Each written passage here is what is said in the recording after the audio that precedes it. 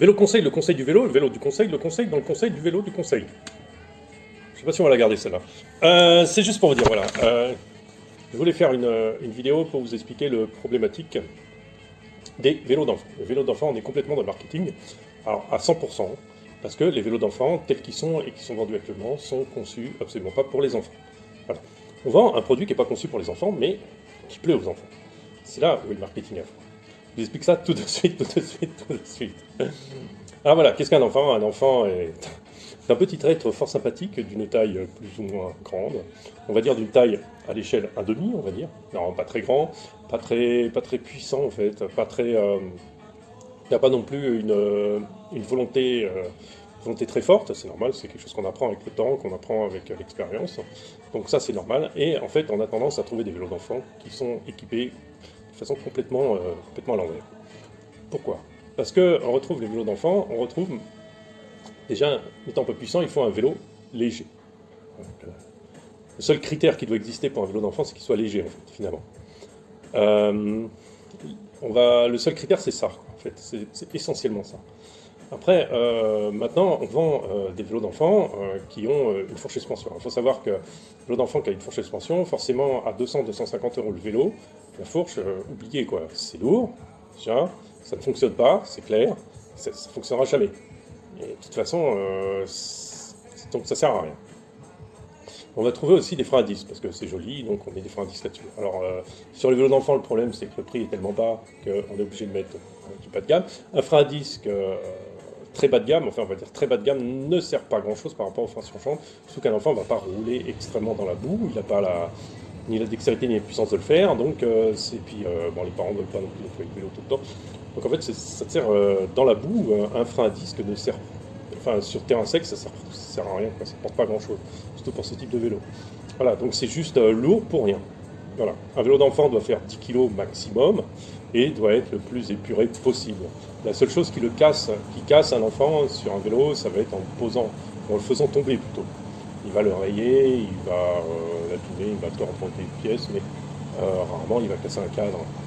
Voilà, les cadres sont même c'est tellement peu cher que les cadres sont très très lourds en fait pour les vélos d'enfants, sont souvent d'un acier pas très intéressant.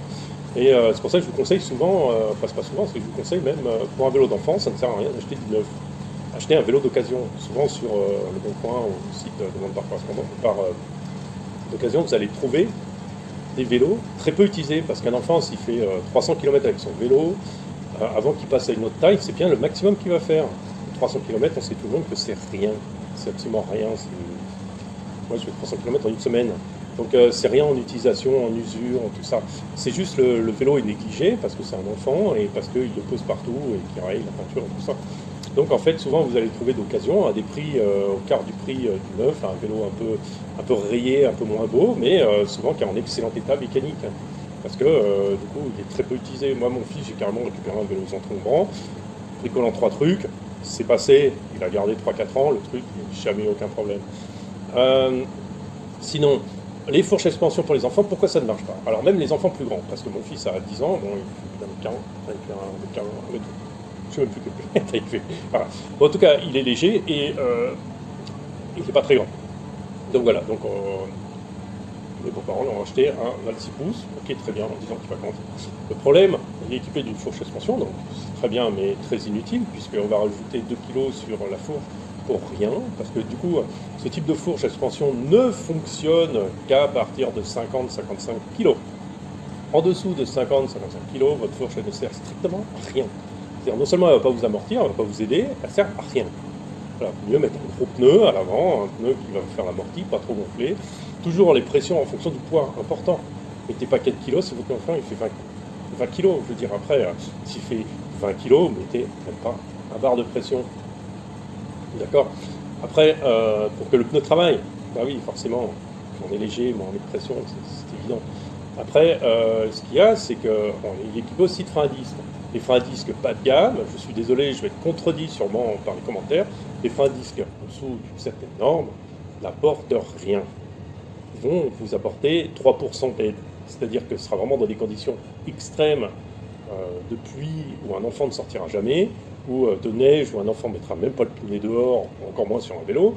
que ça va aider. Ces freins à disque bas de gamme sont souvent on-off, sont souvent trop puissants, enfin trop puissants, difficiles à contrôler plutôt que trop puissants. Et souvent, un enfant n'a pas la dextérité pour s'en charger. Un frein surgente le fait largement. Sur mon vélo de coursier, j'ai un frein surgente à l'avant, je change les patins tous les ans. D'accord? Je fais 10 000 km par an, je change les patins tous les ans. Ok? Voilà. À l'arrière, j'ai un frein à disque, ça n'arrête pas de me casser les pieds entre le disque à changer, les purges et ça. Et du coup, qu'est-ce que j'ai au freinage? J'ai pas un meilleur freinage, c'est pas vrai. En ville, ça n'apporte rien du tout. Même si vous faites que de la piste, hein. Ça n'apporte rien si vous entretenez, ne serait-ce qu'un tout petit peu comment ça, vos câbles et vos gaines, sans les changer, vous passez. Voilà. Et au final, on se retrouve avec un vélo qui fait 14 kg pour un enfant qui en fait, lui, qui en fait 40, quoi. Donc ça pose réellement un problème, c'est trop lourd. On trouve certaines marques qui ont compris et qui font des vélos tout simples pour les enfants, et c'est vraiment ce qu'il faut faire. Il faut surtout qu'ils soient légers, c'est la première chose qu'il faut qu'ils soient.